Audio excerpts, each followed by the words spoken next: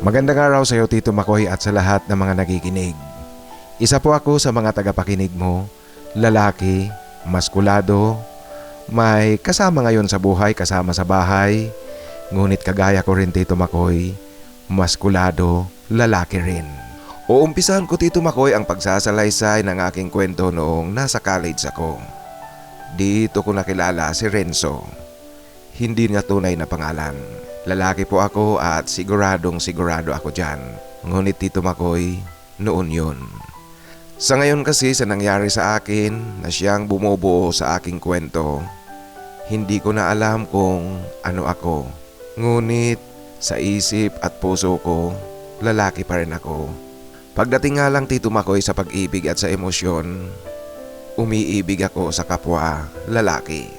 Kumuha ako ng kursong mechanical engineering sa isang pamantasan sa amin. Nangupahan ako sa isang boarding house, hindi ako nag-bid space lang. Isa itong bahay, Tito Makoy, na maliit nga lang.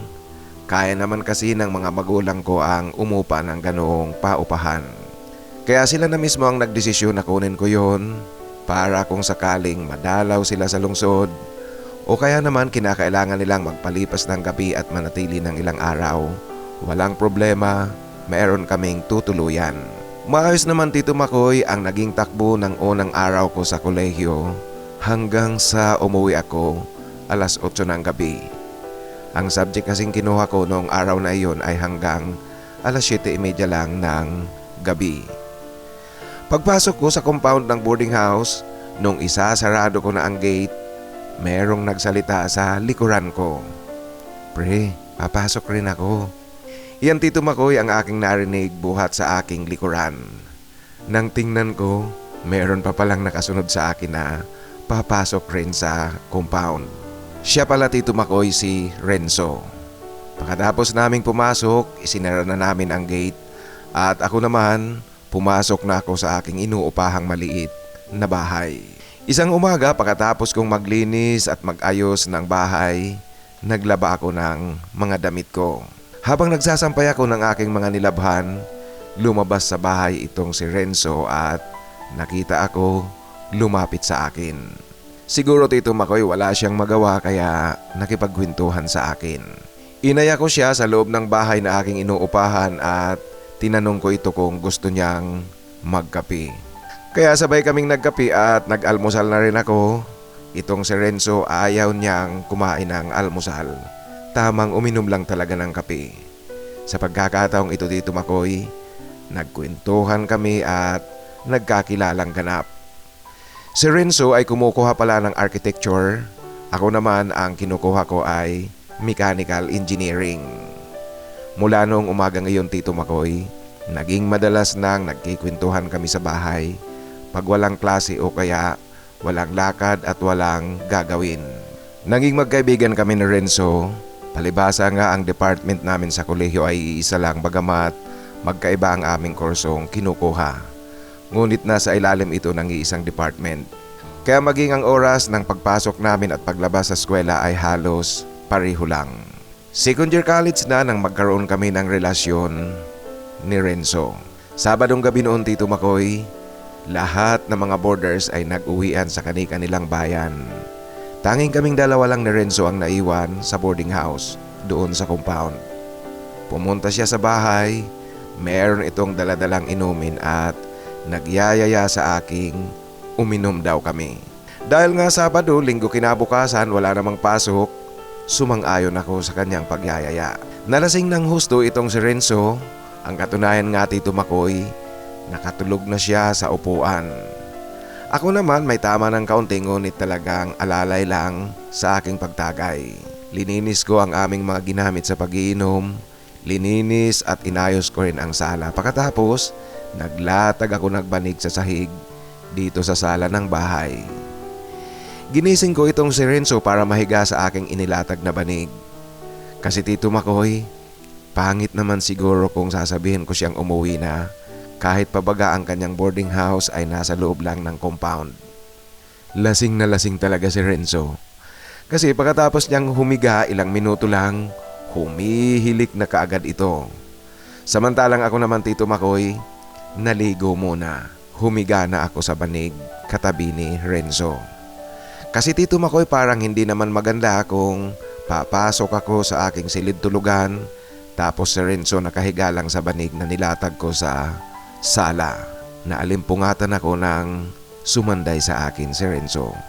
Malakas ang pagbagsak ng kanyang binti sa akin.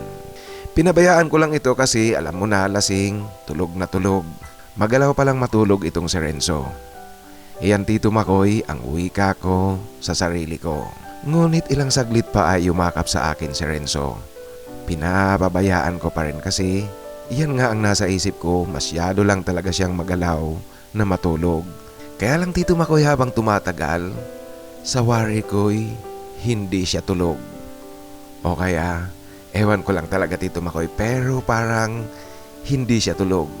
Nang mahalata ko iyon, ang ginawa ko, nagtulog-tulogan na ako, kunwari humihilik. Linalakasan ko ang aking paghihilik na kunwari lang. At habang humihilik ako Tito Makoy, lalo niyang hinigpitan ang kanyang pagkakayakap sa akin. Aaminin ko rin Tito Makoy, gustong gusto ko ang kanyang mahigpit na yakap sa akin. Ngunit dahil nga sa pareho kami nakainom, natangay na rin ako Tito Makoy. Ang ginawa ko Tito Makoy, nagkunwari akong naalimpungatan at tuluyang nagising.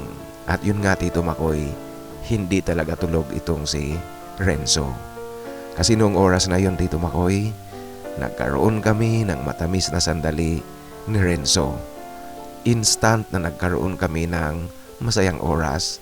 Alam mo Tito Makoy, ganap kaming nakatulog na Renzo pagkatapos ng ginawa naming masayang eksena. Sa aming paggising, pareho lang nabigla sa amin kasi pareho namin alam ang nangyari. Kaya pagbangon namin Tito Makoy, pareho kami, normal lang ang galaw. Lumabas siya ng bahay, humihipo-hipo pa sa kanyang mga mata dahil nga sa kagigising lang. Ang gabing iyon Tito Makoy, yun na ang gabing naging umpisa namin ni Renzo. Para maging lihim ito ang ginagawa namin tuwing weekend pag nag-uwian ang mga boarders, naiiwan kaming dalawa. Pareho kami tuwang-tuwa kasi sa bahay natutulog itong si Renzo. Buwelong-buwelo kami sa bahay na aking inuupahan. Nagkasundo kami ni Renzo na kung uuwi kami sa aming mga bayan, dapat parehong araw at pareho ang balik namin dito sa boarding house. Alam mo Tito Makoy, sa pagkakaroon namin ng lihim na ugnayan ni Renzo, natuon na masyado ang atensyon ko sa kanya. Ito na nga ang naging dahilan para makaramdam ang aking girlfriend ng panlalamig ko. Kasi nga Tito Makoy, dumadalang na ang pagtawag at text ko sa kanya habang nasa Manila ito. Ang girlfriend ko kasi Tito Makoy noong panahon na iyon, nasa Manila nag-aaral, hanggang sa isang araw nga, napansin ni Renzo na matamlay ako, hindi gaanong nagsasalita. Nagtatanong sa akin si Renzo kung ano ang problema. Sinabi ko sa kanya ang problema na nakipag-break na sa akin ang aking girlfriend. Nagtatanong sa akin itong si Renzo kung ano ang dahilan ng breakup namin ng aking syota. Nagtatanong rin ito kung kasangkot ba siya sa problema. Ngunit ang sagot ko sa kanya, sangkot siya sa problema ngunit hindi siya ang dahilan ng paghihiwalay namin ng landas ng aking syota. Kasi Tito Makoy, kung tutuusin talaga, ako ang dahilan, ako ang may mali. Kasi aaminin kong napabayaan ko talaga ang aking girlfriend, napabayaan ko ang aming relasyon sa pagkakaroon namin ng mainit na ugnayan nitong si Renzo. Dahil Tito Makoy, sa nakikita ni Renzong malungkot na malungkot ako, lumabas ito ng compound ng boarding house. At noong bumalik siya, meron ng daladalang inumin. Ang sabi niya sa akin, inom daw kami, pangpaalis ito ng kalungkutan at pangpaalis ng sama ng loob dahil sa nangyari sa akin. Ako naman Tito Makoy, napaboran ako kasi kailangan ko rin iyon. Alam niyo po, noong gabing iyon, nakatatlong beses yatang bumili si Renzo ng alak at sigarilyo sa tindahan. Kasi kitang-kita niya na tila gusto ko talagang magpakalasing noong gabing iyon. Kaya naparami ang aming inom ni Renzo. At noong gabi ding iyon, Tito Makoy, sa bahay natulog itong si Renzo kasi inaalalayan niya ako. At gaya nga sa sinasabi ko na meron kaming matamis na ugnayan, ano pa ba ang aasahan natin? Ngayong magkasama na naman kami sa higaan at pareho pa nakainom, kaya naroon ang pribadong oras namin.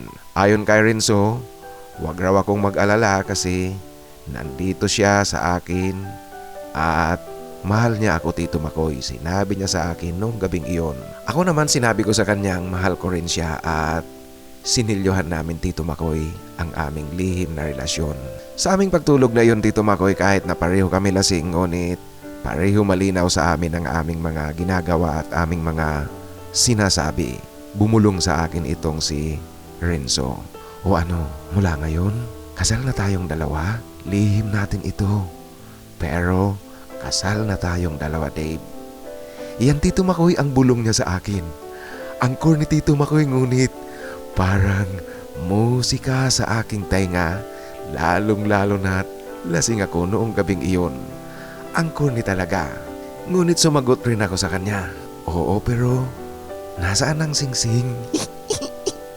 Ito, Tito Makoy, ang pahabol na tanong ko sa kanya. Sira, anong singsing ang sinasabi mo? Yan, Tito Makoy, ang tawanan naming dalawa. Noong gabing iyon, Tito Makoy, napagkasundoan naming dalawa ni Renzo na walang manliligaw sa babae. Gagawin lang namin ang panliligaw kung pareho na kami magsang-ayon. At pag-uusapan namin kung kailan, kung sakali mang dumating kami sa puntong iyon na gusto naming manligaw ng babae. At dahil, Tito Makoy, sa aming matamis na relasyon ni Renzo, madali kong nakalimutan ang girlfriend kong si Myla. Masaya ang aming lihim na relasyon, nagtutulungan kami sa mga problema. Lalong-lalo na si Renzo, natutulungan ko siya sa kanyang problema. Minsan kasi kinakapos ito ng pangbayad ng matrikula. Inaabunuhan ko muna mula sa savings ko na natitipid ko sa aking allowance na ibinibigay ng mga magulang ko, Tito Makoy. Ako kasi, Tito Makoy, meron akong allowance ng pagpapalabada ng damit, ngunit hindi ko ito ginagalaw kasi ako na mismo ang naglalaba ng aking mga damit. Sa halip, Tito Makoy, ang allowance na iyon, iniipon ko, kaya kahit na pumapasok pa lang ako sa college, meron na akong bank account. At sa mga pagkakataong kailangan na rin ang tulong ko, dito ako kumukuha ng naibibigay ko sa kanyang tulong. Kasi, Tito Makoy, alam na alam kong hika-host din sa buhay itong sina Renzo. Porsigido nga lang talaga ang kailang mga magulang na mapagtapos sila, kaya pilit silang iginagapang. Semestral break, nagpaalam ako sa aking mga magulang na sasama ako kay Renzo doon sa bayan nila. Magbabakasyon muna ako ng ilang araw bago ako umuwi. Kasi, Tito Makoy, matagal na akong inaaya ni Renzo na sumama sa kanya para marating ko ang kanilang lugar. At pagdating namin sa kanila, ipinakilala ako ni Renzo sa kanyang mga magulang at mga kapatid. Siyempre, Tito Makoy, ang pakilala ay kaibigan at kasama sa boarding house. Nang makausap ko ang kanyang mga magulang, laking pasasalamat sa akin ang nanay at tatay ni Renzo dahil raw sa paminsan-minsan tumutulong ako kay Renzo kung kinakapos ng pera. Nalaman ko, Tito Makoy, na naikwento pala ni Renzo ang paminsan-minsang panghihiram niya sa akin ng pera sa panahong kinakapos siya. Kaya naman ganoon na lang ang pasasalamat sa akin ng kanyang mga magulang. Alam niyo, Tito Makoy, maganda ang lugar ni Renzo.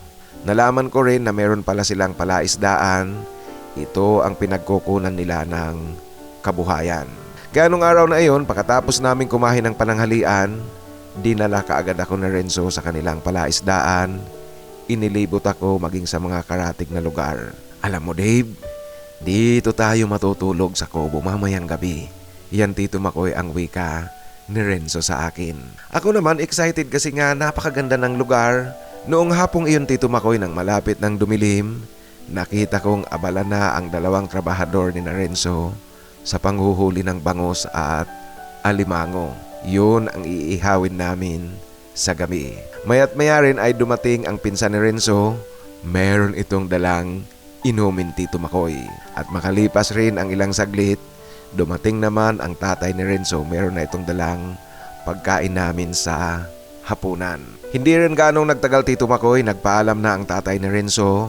Samantalang ang pinsan niya at isang trabahador ay abala sa pag-iihaw ng isda at alimango na pupulutanin namin. Masaya Tito Makoy ang unang gabi sa farmhouse ni na Renzo. Lalong lumamig ang hangin noong gabi na, kaya bagay na bagay ito sa aming gin na iniinom. At sa pagtulog namin Tito Makoy, dito sa kanilang kubo, nagawa namin ni Renzo ang hindi namin nagagawa sa boarding house. Kasi mas palagay kami rito, solo namin ang lugar, malayo sa kabahayan. Buwelong-buwelo kaming dalawa. Alam mo Tito Makoy, noong gabi ring iyon, noon ko napag-isip-isip na tila wala nang makakapaghiwalay pa sa amin ni Renzo. Kahit pa ang aming relasyon ay lihim na lihim lang, ngunit pakaramdam ko mahirap nang mapaghiwalay kaming dalawa. Nagkaproblema kami ni Renzo noong nasa huling semester ng 4th year namin sa college. Napapansin ko kasi Tito Makoy na napapadalas na ang uwi ni Renzo sa kanila. Ito'y taliwas sa aming kasunduan na sabay kaming uuwi at sabay ring babalik sa boarding house. Hanggang isang araw, pagbalik niya mula sa kanila, merong ipinagtapat sa akin itong si Renzo. Alam mo Tito Makoy, nanlumo ako sa kanyang ipinagtapat sa akin. Ayon kay Renzo, nagdadalang tao na raw ang kanyang girlfriend. Nabigla talaga ako Tito Makoy at nanlumo kasi sumuway siya sa aming usapan. Nagalit ngunit hindi ko magawang sisihin siya at awayin. Kasi Tito Makoy, babae ang karibal ko sa kanya. Wala akong laban doon. Ang tanging nasabi ko na lang sa kanya ay, ganun ba? So paano tayo ngayon? Akala ko ba Renzo mayroon tayong usapan? Iyan Tito Makoy ang wika at tanong ko sa kanya na mahinahon lang, ngunit kitang-kita na Renzo na masama ang loob ko. Pasensya ka na kasi hindi ko talaga inaasahan ito. Yan ang paghingi niya sa akin ng paumanhin. Okay lang yan. Alam mo, wala naman akong karapatan na pigilan kita at pigilin ka sa gusto mo. Kasi Renzo, sino ba naman ako at ano ba itong relasyon natin? Ang sagwa, hindi ba? Iyan Tito Makoy ang aking mahinalang na pananalita, ngunit alam na alam ni Renzo na nagtatampo ako at masama ang loob ko. Hindi Dave, maniwala ka. Seryoso ako. Totoo ang nararamdaman ko sa iyo. Mahal kita. Napasubo nga lang ako. Iyan Tito Makoy ang kanyang pagpapaliwanag. Nako naman Renzo, baka napasubo ka lang sa pagkakaroon mo ng relasyon sa akin. Iyan Tito Makoy ang mahinahon na pambabara ko sa kanya. Mahinang mahina ang aking pananalita kasi ayokong merong makarinig sa amin sa loob ng compound. Hindi ako napasubo sa iyo. Alam mo naman mahalaga ka sa akin. Alam mo yan. Kaya alam mo naguguluhan ako ngayon. Intindin mo naman ako. Please lang. Yan Tito Makoy ang pagsusumamo sa akin ni Renzo. Naiintindihan kita Renzo, kaya sige na. Panindigan mo na yan. Kasi alam mo, pasasaan ba at darating tayo sa ganitong punto. Anticipated ko na yan. Anticipated ko na maririnig ko yan sa iyo. Iyan Tito Makoy ang muling wika ko kay Renzo. Dave, ano ba? Iyan Tito Makoy, ang wika ni Renzo na tumaas ang boses at sabay sumuntok sa sofa na nauupuan namin. Nabigla ako sa kanyang ginawa. Ngunit sinaway ko na lang siya sa kanyang pagsuntok sa sofa. Renzo, huwag kang ganyan. Huwag kang gagawa ng ingay. Tatapusin natin ngayon ang ating issue. Iyan Tito Makoy ang wika ko sa kanya. Tinapos namin na Renzo ang aming usapan Tito Makoy noong gabing iyon sa mahinahon. Ngunit sa bahay pa rin natulog itong si Renzo at magkatabi pa rin kami. Alam mo Tito Makoy, sa aming pagtulog na iyon habang nakayakap sa akin si Renzo, ewan ko po ba, hindi ko rin napigilan ang sarili ko. Umiyak ako Tito Makoy. Ang pag-iyak kong iyon Tito Makoy dala ng alam ko na ito na ang pagtatapos ng yugto sa buhay namin ni Renzo. At sa pagtatapos namin itong dalawa ni Renzo, hindi ko alam ang maaaring sumunod na mangyari. At sa pagbubukas muli ng panibagong pasukan, nalungkot ako Tito Makoy kasi tuluyan nang hindi nag-enroll itong si Renzo. Ang balita ko, tumigil na sa pag-aaral dahil nga sa biglaang pagkakaroon niya ng responsibilidad ang pagdadalang tao ng kanyang girlfriend. Nalungkot ako Tito Makoy sa aking nalaman kasi sa akin naman kahit pa naghiwalay na ang landas namin sa ganoong sitwasyon, hindi ko naman inaasahang titigil na sa pag-aaral itong si Renzo at hindi na kami magkikita. Ang iniisip ko kahit patuluyan na kaming tumigil sa aming lihim na ugnayan, magiging magkaibigan pa rin naman kami Tito Makoy dahil nga sa aming magandang nakaraan at magandang pinagsamahan. Nakakapanibago Tito Makoy sa loob ng boarding house na wala na si Renzo. Hanggang Tito Makoy sa natapos ko ang aking kursong mechanical engineering at maswerte akong pumasa sa licensure examination. Lumipas pa Tito Makoy ang mahigit 5 taon mula nang maghiwalay ang landas namin ni Renzo. Wala na akong nabalitaan pa tungkol sa kanya. Taong 2014 Tito Makoy, napadpad na ako dito sa Abu Dhabi. Nagkaroon kasi ng magandang oportunidad na makapagtrabaho sa isang malaking kumpanya. Kaya masaya ako kasi maganda rin ang aking sinasahod. Dito sa Abu Dhabi, muli kong nagawa ang maging aktibo sa mga social media, lalong-lalo na sa Facebook. Isang araw Tito Makoy, habang kachat ko ang kaklase kong nasa ibang bansa rin, meron akong natanggap na tawag sa messenger. Si Renzo ang tumatawag. Sinagot ko ito. "Dave, kumusta ka na?" Yan Tito Makoy ang tanong sa akin ni Renzo na excited ang pananalita. "Ayos lang, ikaw kumusta rin?" Yan naman Tito Makoy ang tanong ko sa kanya. "Dave, nasa Abu Dhabi ka na pala?" Yan muli ang kanyang tanong sa akin. "Ay oo, bakit ikaw? Nasaan ka ba?" Yan naman Tito Makoy ang tanong ko sa kanya. Ayon kay Renzo, small world daw kasi pareho pala kami nasa Abu Dhabi. Kaya naman sa aming pag-uusap na iyon, tuwang-tuwa talaga si Renzo.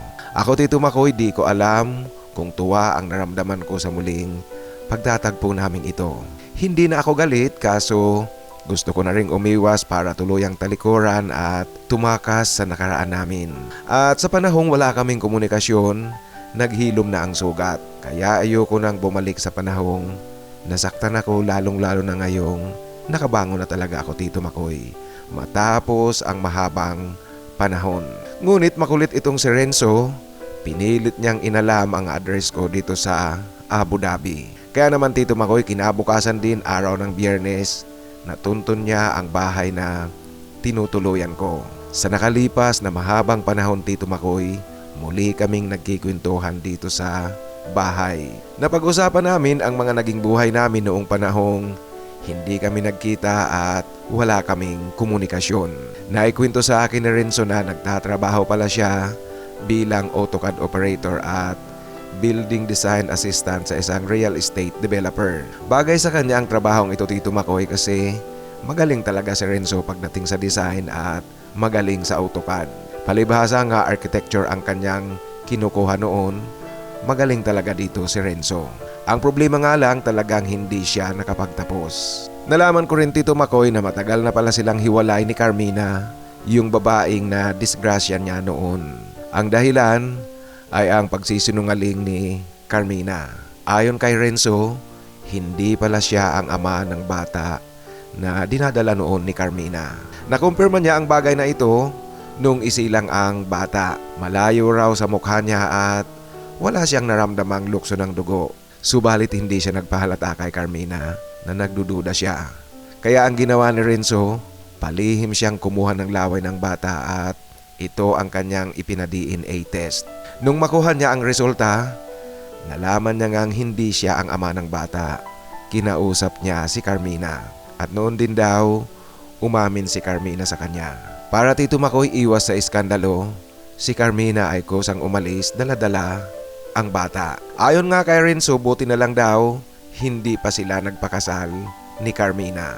Kaya lang Tito Makoy, alam na natin ang chismis, pag-chismis ang pinag-usapan, mabilis itong kumalat, kaya naging usap-usapan sa lugar nila.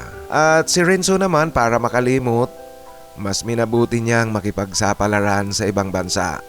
Kaya pala siya napadpad dito sa Abu Dhabi. Nauna siya sa akin dito sa Abu Dhabi, Tito Makoy. At ayon pa nga sa kanya, mula nang dumating siya rito, ilang taon na ang nakalipas, hindi pa siya umuwi ng Pilipinas. Kasi raw gusto niyang makalimutan niya ang mga nangyari, ang kahihiyang sinapit niya doon sa kanila. At ang isa pang dahilan, Tito Makoy, ng kanyang pagdidesisyon na makipagsapalaran sa ibang bansa para matustusan ang kanilang pamilya at tumupad na rin sa usapan nila ng kanyang mga magulang. Meron kasi sila, Tito Makoy, kasunduan ng kanyang mga magulang na tutulong siya sa kanyang mga nakababatang kapatid pag nakatapos siya. Alam mo, Tito Makoy, sa aking mga narinig kay Renzo, may kakaibang awa akong naramdaman at ipinakita ko rin sa kanya na nalungkot ako sa nangyari sa kanyang buhay. Sa haba, Tito Makoy, ng aming kwentuhan ni Renzo, hindi niya rin maiwasang maitanong sa akin kung malaya ba ako.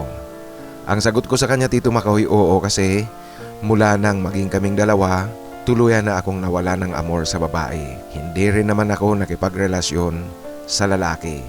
Talagang ibinuhos ko lang ang sarili ko sa lahat na bagay kasi marami pa akong gustong abutin. Sa aking mga sinabi, nagtatanong si Renzo kung pwede bang bumalik kami sa dati. Ako, Tito Makoy, medyo nadala na ako noon sa nangyari nga sa amin, kaya hindi ko siya sinagot ng diretsahan. Ang tanging naging sagot ko sa kanya, Tito Makoy, ewan ko. Dave, malaya tayo pareho, walang problema. Lalo na ngayong pareho tayo nandito sa Abu Dhabi. Alam mo ba, Dave, maging noong nagsasama kami ni Carmina, hindi ka nawala sa isip ko. Ito, Tito Makoy, ang wika niya sa akin. Alam niyo po, iniisip kong maaaring totoo ang kanyang sinasabi, subalit nga, nadala pa rin ako sa nangyari sa amin noon. Subalit ayon kay Renzo, hindi raw siya titigil, manliligaw siya at manliligaw siya sa akin. Noong gabing iyon, sa bahay siya natulog, ngunit magkahiwalay kami, Tito Makoy, ng higaan. Kahit anong pangungulit sa akin ni Renzo, talagang natulog kaming magkahiwalay ng higaan. Makalipas ang ilang buwan, sinabi ni Renzo na plano niyang umuwi ng Pilipinas muna para magbakasyon. Ngunit, Tito Makoy, meron siyang kondisyon sa akin. Kung sasabihin ko raw na babalik kami sa dati, hindi na muna siya uuwi sa Pilipinas para magkasama kami dito sa Abu Dhabi, bumawi sa mga panahong nasayang namin. Ngunit ang sabi ko sa kanya, umuwi muna siya kasi baka pagdating niya sa Pilipinas, makatagpo muli siya ng babaeng magpapatibok ng kanyang puso. Alam mo, Dave, kung gugustuhin ko talagang manligaw at mag-asawa dito sa Abu Dhabi, marami at mas madali. Madaling humanap dito, ngunit hindi ako humahanap, hindi ko ginagawa ang manligaw. Iyan, Tito Makoy, ang kanyang pagpapaliwanag sa akin. Kung tutuusin, Tito Makoy, may katwiran si Renzo, ngunit ayoko nang muling umasa. Kaya ang sabi ko sa kanya, magbakasyon muna siya sa Pilipinas, tapos pagbalik niya, kung wala siyang makita sa Pilipinas, saka kami babalik sa dati. Huwebes na gabi muli, Tito Makoy, bumalik siya dito sa bahay at masayang ibinalita sa akin ni Renzo na nakabook na pala siya ng flight pa uwi sa Pilipinas para magbakasyon. Napansin ko sa kanya, Tito Makoy, na masaya ang kanyang balita, ngunit ang kanyang ngiti parang pilit lang ang kanyang mga ngiti. Kaya tinanong ko ito kung bakit tila ngiti ng isang aso ang kanyang mga ngiti. Kung siya raw ang tatanungin, parang ayaw niya pang umuwi muna ng Pilipinas. Kasi nga mas gugustuhin niyang magkasama muna kami, bumalik kami sa dati. Ang drama mo naman. Magbakasyon ka na muna kaya. Kasi namimiss ka na rin ng mga magulang mo at mga kapatid. Yan, Tito Makoy, ang sagot ko kay Renzo sa kanyang pag-i-emote. Dave, basta mas gusto ko pa rin pigilan mo ako para hindi na muna ako umuwi. Umuwi ka na nga, ang kulit mo naman talaga. Umuwi ka na muna kasi kailangan mo na rin umuwi. At pagbalik mo, kung sakaling hindi ka talaga makahanap doon sa Pilipinas, mag-uusap tayo. Ito na lang, Tito Makoy, ang aking pangako sa kanya para matigil na ito sa pag-i-emote. Sa muli nasa bahay na naman itong si Renzo. Dave, bukas na ang flight ko. Alam mo, pwede ko pa yung i-cancel kung sasabihin mong wag na muna akong umuwi. Ito Tito Makoy ang paulit-ulit na wika sa akin ni Renzo. Ang kulit niya talaga kasi gusto niyang pigilan ko muna siya sa kanyang pagbabakasyon. At makalipas ang ilang oras, nagpaalam na ito para umalis para sa kanyang huling paghahanda pauwi ng Pilipinas. Subalit Tito Makoy, bago siya umalis ng bahay merong hinihingi sa akin. Ayon sa kanya Tito Makoy, kung pwede raw makahingi ng isang halik. Ang landi Tito Makoy. Alam niyo po, kahit na nalalandian ako o nakokornihan ako sa kanyang mga sinasabi, ngunit aaminin ko rin Tito Makoy, merong kilig sa aking pakiramdam. Kaya naman hindi ko siya pinigilan, total paalis rin naman siya pauwi ng Pilipinas, kaya hindi na ako nagpakipot pa Tito Makoy. Kaya lang Tito Makoy, ang napansin ko kay Renzo nung humalik ito sa akin, ewan ko ba parang pakiramdam ko Tito Makoy yung halik ng isang taong wala nang bukas. Ito'y kahit na nakatayo lang kami sa may pintuan ng aking flat. Mahigpit na mahigpit ang kanyang yakap sa akin. Pagkatapos Tito Makoy, bahagya siyang ngumiti at tuluyan na itong lumabas sa flat ko. Subalit Tito Makoy, pakalabas niya ng flat ko, tila Tito Makoy dinapuan ako ng lungkot at parang gusto ko siyang habulin sa labas at pigilan siya sa kanyang pag-alis. Subalit naisip ko rin na kinakailangan na talagang magbakasyon muna. At dito Tito Makoy, nabuo na sa aking desisyon ang pagbalik niya muli dito sa Abu Dhabi. Babalik na kami sa dati. Yan ang sorpresa ko sa kanya. Noong umaga nga na nasa airport na siya, tumawag pa ito sa akin. Sinabi niyang malapit na silang sumakay sa eroplano.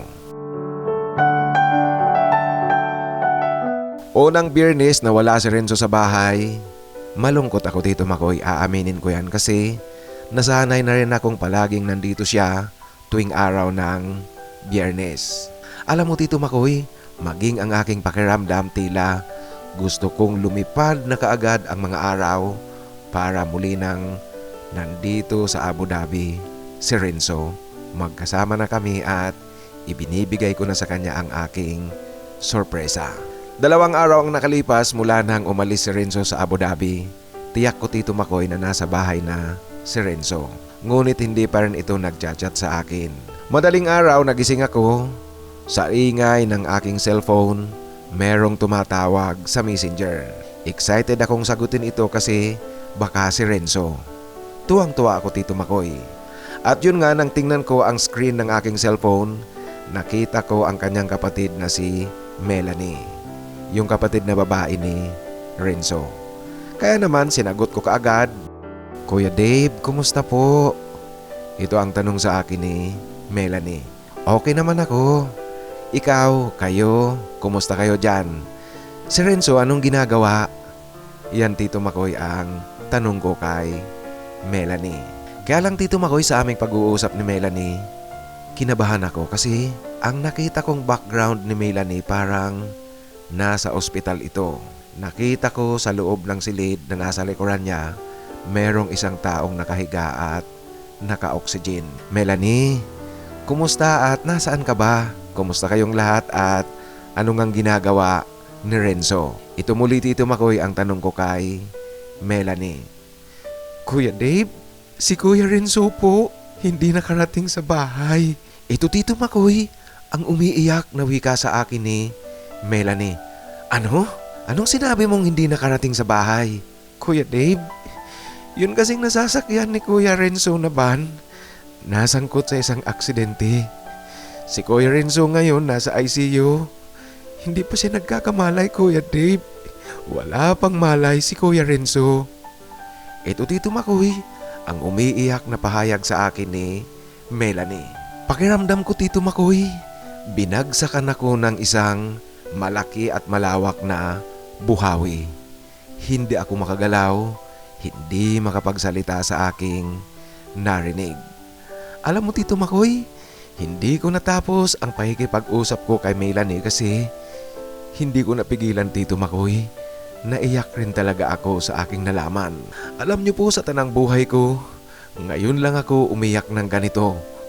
Gusto kong sumigaw, gusto kong magwala, gusto kong ilabas ang lahat na galit ko sa sarili ko dahil sa nangyari kay Renzo.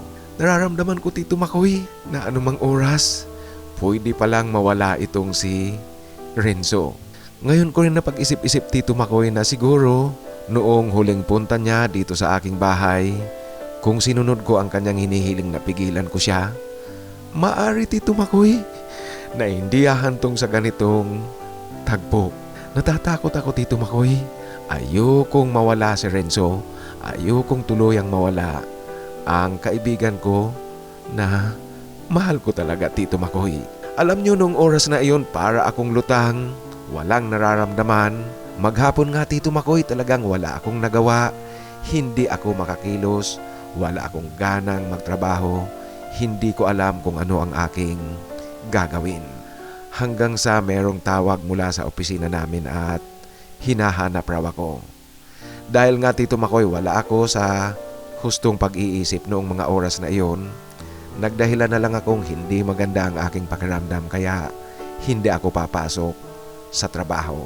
Hindi pa rin nagkakamalay si Renzo at walang pagbabago sa kanyang mga vital signs. Makalipas pa ang ilang araw, medyo nakabawi ako, Tito Makoy, sa aking pagiging guilty sa nangyari kay Renzo kasi sa wakas, Tito Makoy, nagkamalay na rin si Renzo. At makalipas nga, Tito Makoy, ang mag-iisang buwan, ganap nang gumaling itong si Renzo, naka-recover na, na-discharge na at nakauwi na rin sa kanilang bahay.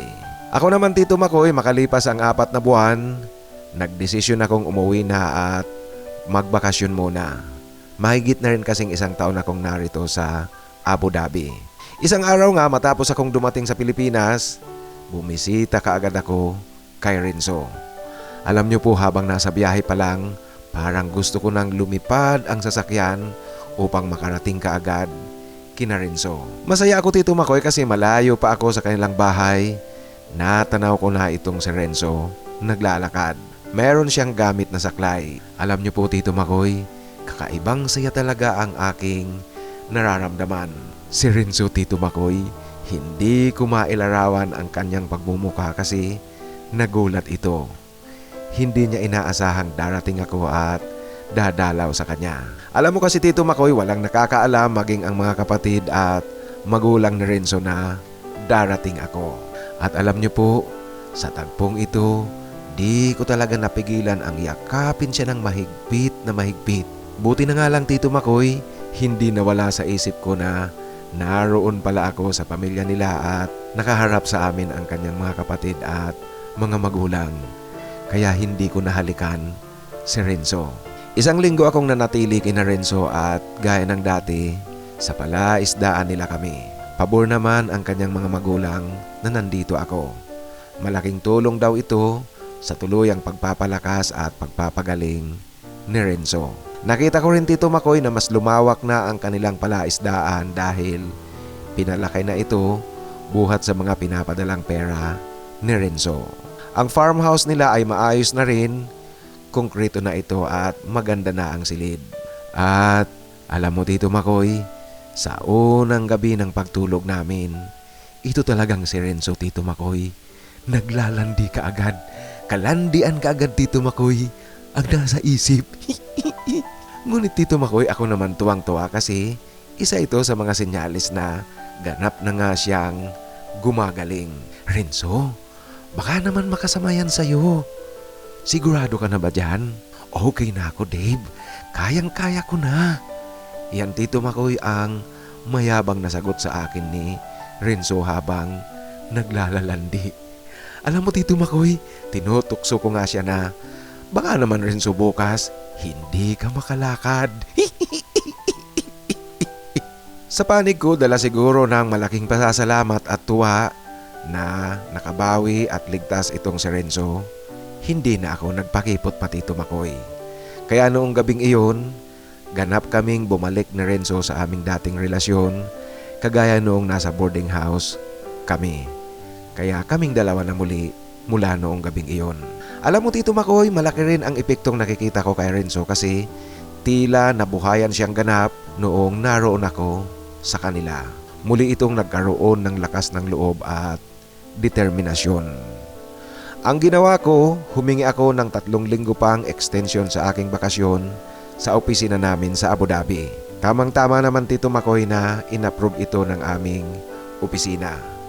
Ang 3 linggong extension na iyon ay para magkasabay na lang kami ni Renzong pabalik sa Abu Dhabi. Si Renzo kasi Tito Makoy, pinayagan siya ng kailang kumpanya na bumalik na lang kung okay na talaga siya at malakas na dahil nga sa nangyaring aksidente. Kaya Tito Makoy, sa aking pagbabalik sa Abu Dhabi, magkasabay kaming dalawa ni Renzo at tamang-tama namang naaalalayan ko siya kasi kahit papaano malaking pag-iingat pa ang kinakailangan niyang gawin. At sa aming pagbabalik dito sa Abu Dhabi, sa bahay ko na tumuloy itong si Renzo, ganap na kaming nagsasama. Magpahanggang ngayon Tito Makoy, magkasama pa rin kami ni Renzo. Sa pamilya namin dyan sa Pilipinas, mukhang alam na nila kung ano ang namamagitan sa aming dalawa. Lalong-lalo na ang pamilya ni Renzo.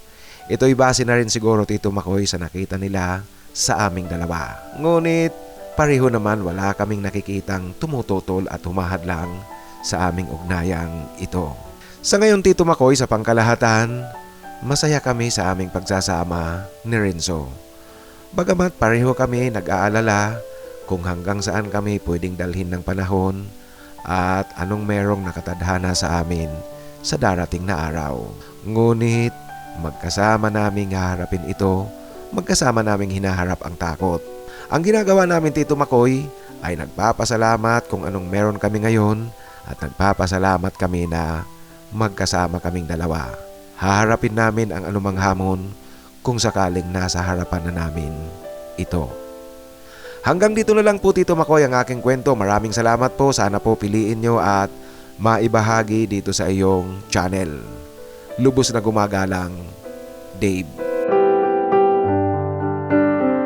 Maraming salamat Dave sa pagbabahagi mo ng iyong kwento. Alam mo ang masasabi ko dyan sa relasyon yung dalawa? Yung babalik na lang tayo doon sa sinasabi nating kapag tinadhana ang dalawang tao, tinadhana talaga yan.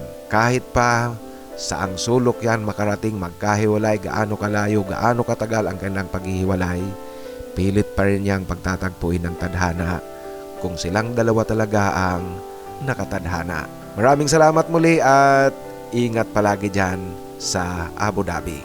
Ngayon mga kaibigan, sa ating shoutout, kakaunti lang ang nagpapa-shoutout doon sa ating upload na sinusundan nito, yung ang kargador sa Buhanginan. Shoutout kay Florentino Jimenez ng Alcala, Pangasinan. Tino, maraming salamat sa tuloy-tuloy na pakikinig. At i-shoutout na rin natin si Angel Pasyon ng Lawag City. Merry Christmas daw ang bati niya sa akin. Maraming salamat Angel Pasyon at Merry Christmas din sa iyo. Ganoon din ang ating kapatid na si Timothy Gonzales. Tim, maraming salamat sa tuloy-tuloy na pakikinig. At special mention nga pala kay Mr. Ed Oy. Sir, maraming salamat sir sa tuloy-tuloy na pakikinig at ingat po kayong palagi dyan Sir Ed sa Tati. Ganoon din ang ating kapatid na si Adon Vlogs ng United Arab Emirates. At sa ating mga hinahanapan ng forever, ang babanggitin ko ngayon ay ang Team A. Para doon sa mga ngayon palang nakapakinig dito sa ating kwentuhan, ang mga babanggitin ko pong pangalan, naghahanap yan ng forever. Naghahanap ng forever si Alvin Kalalang, Dominador Patawaran, Paulo Laison, Jason Hanson, Julius Espirito, Neil R., Sam Barreto, Ramon Sarmiento at si Chor Barrel. Sa muli po, yung mga binanggit kong pangalan, naghahanap yan ng forever. Kaya kung naghahanap kayo ng forever, pwede nyo silang kontakin sa pamamagitan muna ng pag-comment nyo o pag-shoutout nyo sa comment nyo dito sa upload na ito, dito sa ating kwentuhan na ito. At sa mga nais na magbahagi ng kanilang kwento, ipadala lang po sa aking email, titomarcos@yahoo.com. At Sa mga nais namang magpa-shoutout sa muli, isulat lang po sa pinakahuling upload para siguradong mabasa ko yan. Sa inyong lahat, maraming salamat sa tuloy-tuloy na pakikinig at suporta. Sumainyo sana ang biyaya galing sa itaas.